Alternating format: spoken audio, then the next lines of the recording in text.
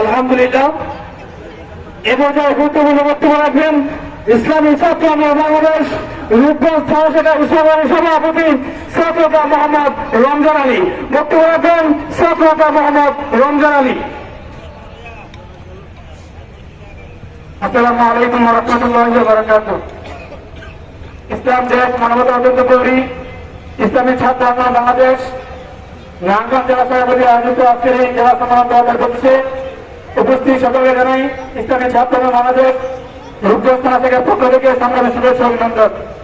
প্রিয় উপস্থিতি, আমরা যদি আমাদের বিপ্লব পরবর্তী বাংলাদেশ দিয়ে তাকাই তাহলে আমরা দেখতে পাই বিপ্লবের আগে যেই বাংলাদেশ ছিল এখনো সেই বাংলাদেশ রয়ে গেছে।